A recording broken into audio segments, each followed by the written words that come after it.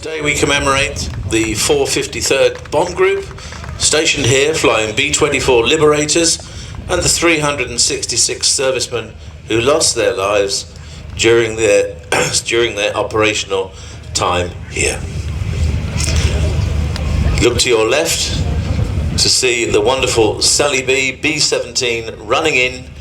Let's listen to those four beautiful engines.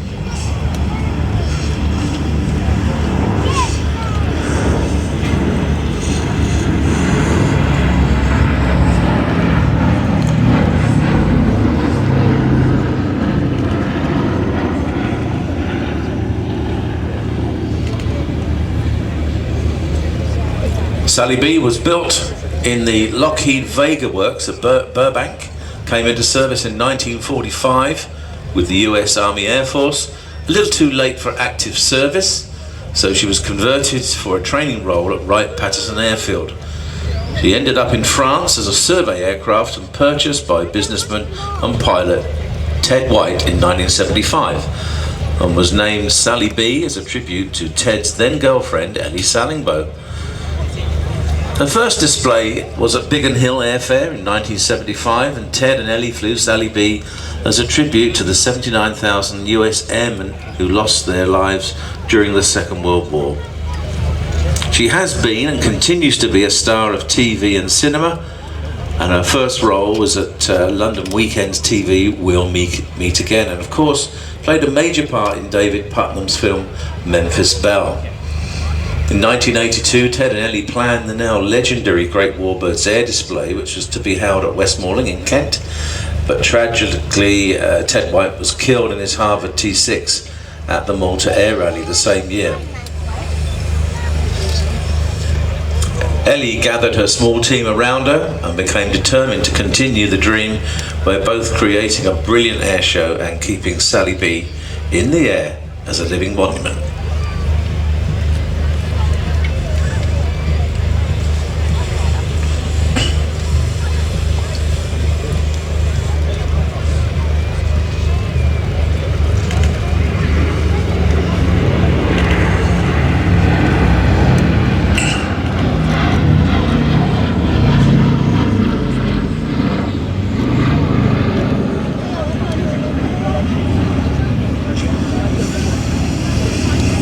Ellie and her very small team have battled to keep this wonderful aircraft in the air for nearly, well actually over 50 years now.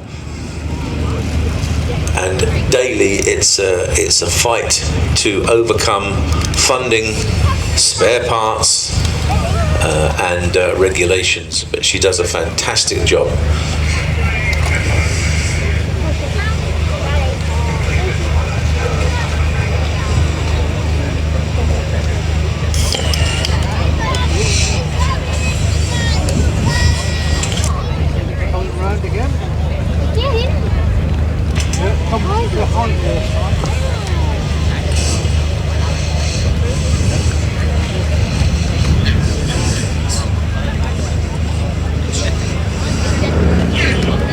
B-17 was named the Flying Fortress due to the amount of armament, and in fact the name was trademarked well before the first aircraft rolled off the line.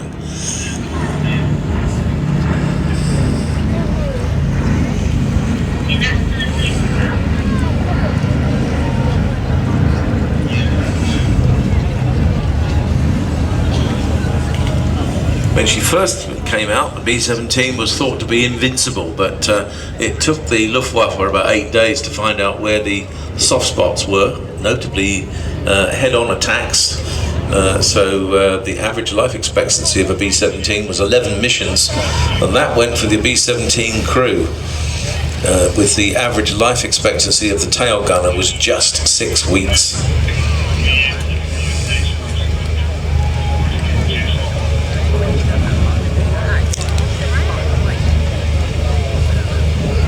But the fort actually fought back, and there were several air gunners that achieved ace status by shooting down 5 enemy aircraft or more.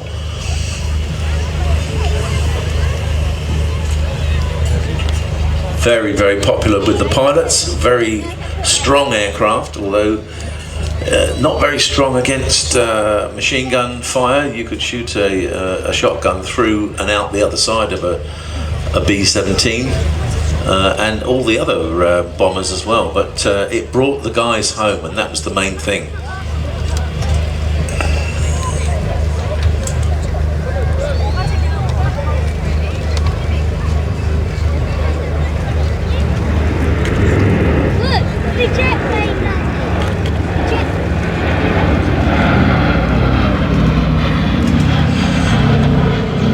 Bomb doors open now. Not a very big bomb bay, but very effective, and you have to remember the amount of the thousands of B-17s that were built and flew from East Anglia. An absolute tribute to American industrialism, and that's one of the things that helped win the war. Steve? Yes, Trev, there were 12,000 B-17s built, would you believe, operating from bases across all of eastern England into occupied Europe and as far as Germany. The B-17 really became synonymous with daylight bombing operations. The RAF bombed at night, the United States Army Air Force during daytime.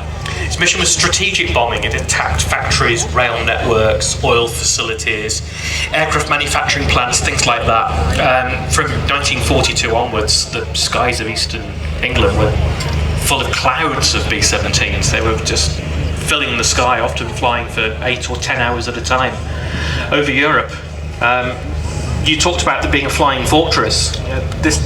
The B-17 had 13.50 caliber guns. There was a nose turret, there was the top turret, the ball turret underneath. You had to be really, really small and really brave.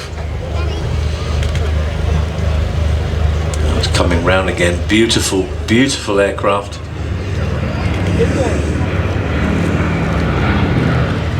You see the bomb doors closing.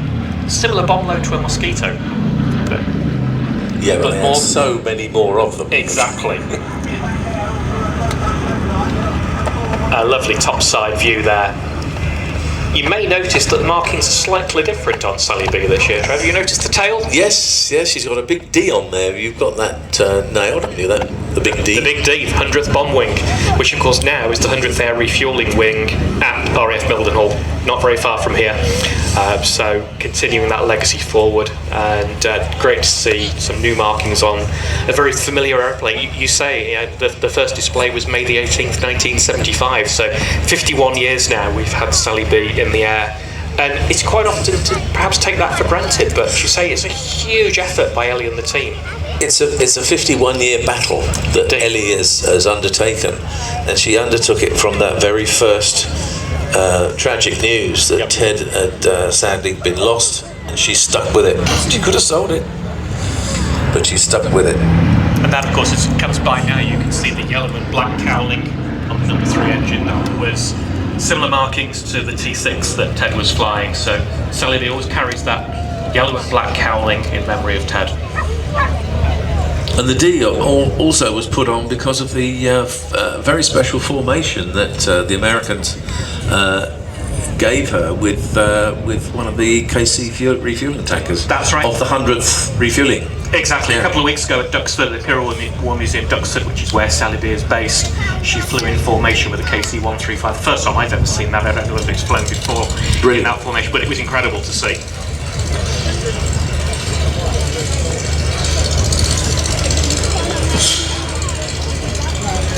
Yes, you were talking about the armaments on there. They figured out that the weak spot, of course, was the head-on attack, and that's when they fitted the nose turret. Yep.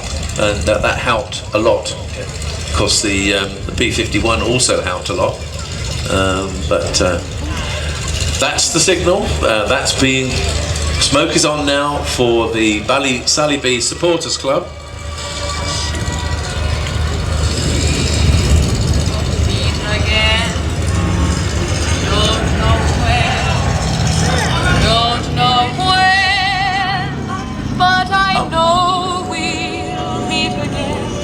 Some sunny day,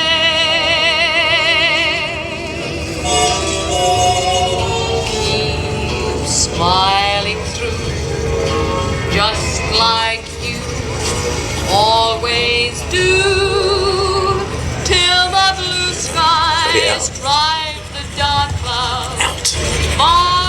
out of my ears, out.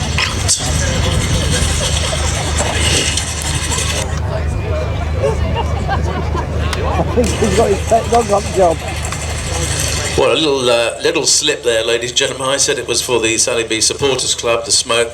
It's actually to commemorate the 79,000 fallen Allied airmen, which that's what the Sally B actually flies for all the time.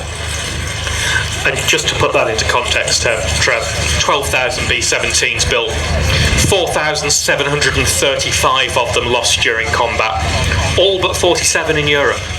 Yeah, that's 30% of the aircraft built lost in combat, each with an average of 10 men aboard.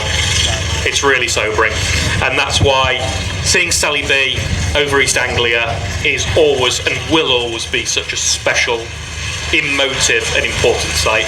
And our thanks go to Ellie, her team and everybody in the Sally B Supporters Club for enabling us to do this.